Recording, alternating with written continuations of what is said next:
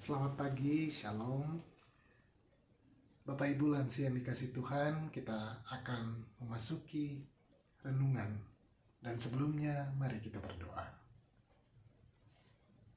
Allah yang penuh kasih, Allah yang kami kenal di dalam nama anak-Mu Yesus Kristus, kami mengucap syukur atas hari yang Tuhan karuniakan kepada kami, di mana kami juga boleh bersama-sama bersekutu, sekalipun melalui media digital. Kami akan mendengarkan sapaan firman-Mu. Biarlah Roh Kudus-Mu yang menolong kami, memampukan kami untuk diperbaharui oleh firman-Mu, dan memampukan kami untuk terus bersukacita di dalam segala hal. Sertai dan perlengkapi juga hamba-Mu yang akan memberitakan firman. Inilah doa dan permohonan kami, berfirmanlah karena kami sudah siap untuk mendengarkan. Amin. Bagian Alkitab yang akan kita baca dari Yosua 14 ayat 6-15. Saya akan bacakan untuk kita. Bani Yehuda datang menghadap Yosua di Gilgal. Pada waktu itu berkatalah Kaleb bin Yefune, orang Kenas itu kepadanya, "Engkau tahu bahwa yang diucapkan Tuhan kepada Musa abdi Allah itu tentang aku dan tentang engkau di Kades Barnea. Aku berumur 40 tahun ketika aku disuruh Musa, hamba Tuhan itu, dari Kades Barnea untuk mengintai negeri ini. Dan aku pulang membawa kabar kepadanya yang sejujur-jujurnya. Sedang saudara-saudaraku yang bersama-sama pergi ke sana dengan aku membuat tawar hati bangsa itu. Aku tetap mengikuti Tuhan Allahku dengan sepenuh hati." Pada waktu itu Musa bersumpah katanya, "Sesungguhnya tanah yang diinjak oleh kakimu itu akan menjadi milik pusakamu dan anak-anakmu sampai selama-lamanya. Sebab engkau tetap mengikuti Tuhan Allahku dengan sepenuh hati." Jadi sekarang, sesungguhnya Tuhan telah memelihara hidupku seperti yang dijanjikannya. Kini sudah 45 tahun lamanya sejak diucapkan Tuhan firman itu kepada Musa. Dan selama itu, orang Israel mengembara di padang gurun. Jadi sekarang telah berumur 85 tahun aku hari ini. Pada waktu ini, aku masih sama kuat seperti pada waktu aku disuruh Musa. Seperti kekuatanku pada waktu itu, demikianlah kekuatanku sekarang untuk berperang dan untuk keluar masuk. Oleh sebab itu, berikanlah kepadaku pegunungan yang dijanjikan Tuhan pada waktu itu, sebab engkau sendiri mendengar pada waktu itu bahwa di sana ada orang enak dengan kota-kota yang besar dan berkubu. Mungkin Tuhan menyertai aku, sehingga aku menghalau mereka seperti yang difirmankan Tuhan." Lalu Yosua memberkati Kaleb bin Yefune, dan diberikannya Hebron kepadanya menjadi milik pusakanya. Itulah sebabnya Hebron menjadi milik pusaka Kaleb bin Yefune, orang Kenas itu, sampai sekarang ini, karena ia tetap mengikuti Tuhan Allah Israel dengan sepenuh hati. Nama Hebron dahulu ialah Kiryat Arba. Arba ialah orang yang paling besar di antara orang Enak, dan amatlah negeri itu berhenti berperang. Demikianlah firman Tuhan. Berbahagialah kita yang mendengar firman Tuhan dan memelihara dalam hidup kita setiap hari. Haleluya. Bapak Ibu lansia yang dikasih Tuhan, ada pepatah mengatakan, hidup manusia sebenarnya baru dimulai saat berusia 40 tahun. Pepatah ini mau mengingatkan agar manusia tetap memiliki semangat dalam menjalankan hidupnya dari waktu ke waktu. Sehingga manusia tidak perlu takut ketika usianya semakin bertambah, bahkan memasuki usia lanjut. Ketika rambut mulai memutih karena tumbuhnya uban, banyak orang segera mengecat rambutnya untuk kembali menjadi hitam. Mengapa? Karena rambut beruban sebagai salah satu tanda sudah memasuki usia lanjut. Dan orang-orang tidak ingin terlihat berusia lanjut. Sebagai kaum lanjut usia Kristen, apakah kita harus menghindari diri dari kenyataan ini? Ataukah kita mau menerima kenyataan, menerima kesadaran bahwa Tuhan selalu setia memelihara kehidupan kita? Memasuki usia lanjut justru merupakan bukti bahwa Tuhan tidak pernah meninggalkan kita. Sesuai dengan firman-Nya dalam kitab Nabi Yesaya 46 ayat 4a, sampai masa tuamu aku tetap dia, dan sampai masa putih rambutmu aku menggendong kau.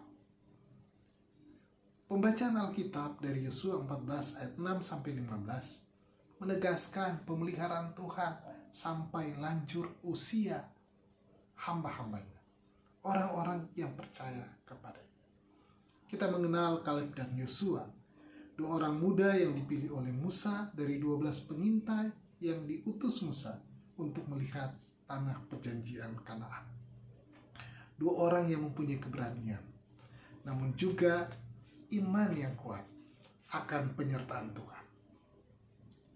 Ketika kita melihat orang-orang yang tinggal di Kanaan yang besar perawakannya, mereka tetap yakin akan kuasa Tuhan yang akan memampukan mereka untuk mengalahkan orang-orang besar. Sedangkan yang 10 pengintai lain justru merasa sangat takut dan pesimis. Kaleb berbicara dengan Yosua yang saat itu sudah menggantikan Musa sebagai pemimpin Israel di Kanaan.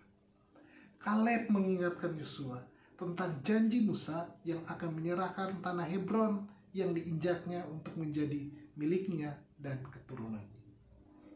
Yang menarik ialah Kaleb menampilkan diri tidak sebagai seorang yang lemah karena usianya sudah 85 tahun, juga tidak karena sudah merasa lemah lalu menuntut haknya untuk dinikmati pada masa tuanya. Kalau kita membaca ulang ayat 11, justru Kaleb menyatakan dirinya masih sama kuat seperti pada waktu berusia 40 tahun. Ia meminta Hebron bukan untuk bersenang-senang dengan anak cucunya, bukan untuk berleha-leha menikmati masa tuanya, melainkan ia menyatakan masih kuat untuk berperang, masih kuat untuk keluar dan masuk.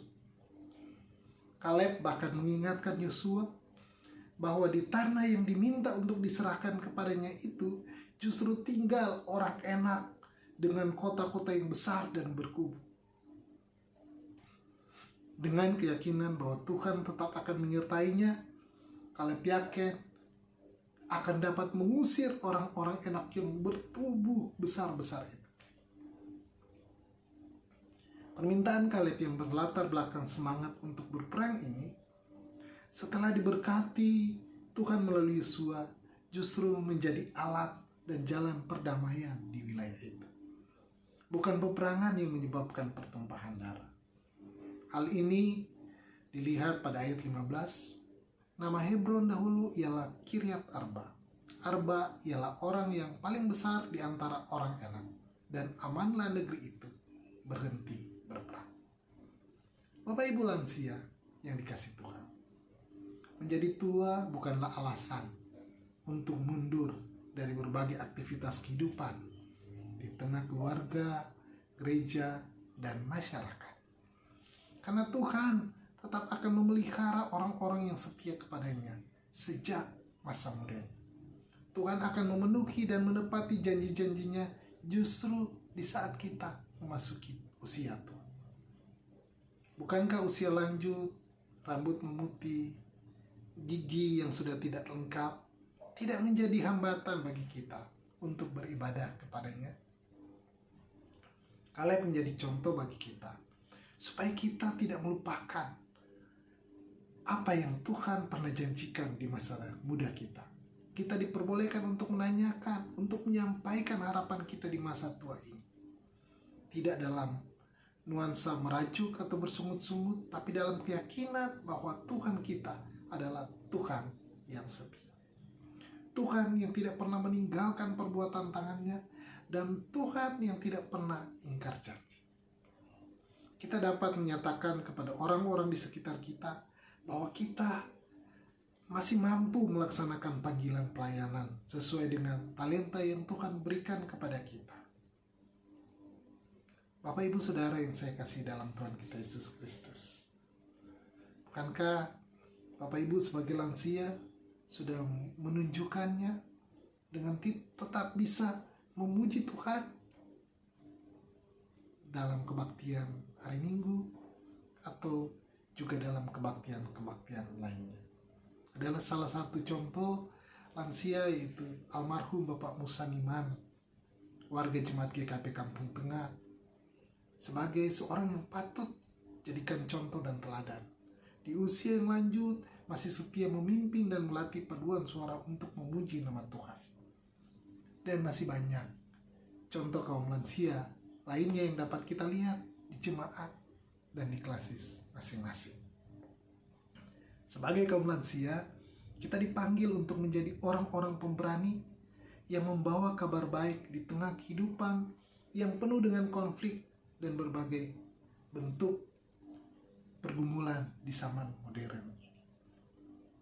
Dengan kasih yang sudah kita terima dari Tuhan Yesus, yang sudah banyak kita alami di sepanjang kehidupan kita, kita patut membawa kedamaian bagi lingkungan di mana kita hidup, di keluarga kita, di jemaat kita, di tempat kita tinggal. Dan di masa pandemi COVID-19 ini, di masa banyak orang mulai merasa depresi, bahkan mulai kehilangan semangat, kaum lansia juga menunjukkan bahwa kaum lansia tetap memberikan teladan akan semangat hidup kepada mereka.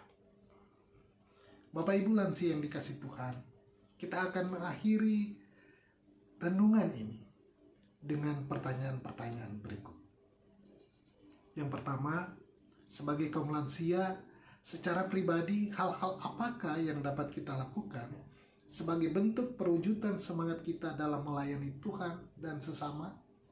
Dan yang kedua, sebagai kaum lansia yang tergabung dalam komisi lansia di jemaat, program-program apa yang perlu dikembangkan agar membuat seluruh kaum lansia tetap bersemangat dan berani memberitakan Injil dan kegiatan-kegiatan internal maupun eksternal yang dapat membangun kehidupan yang penuh dengan perdamaian di antara sesama warga gereja dan di antara sesama manusia.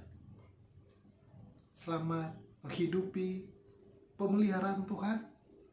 Tuhan memberkati.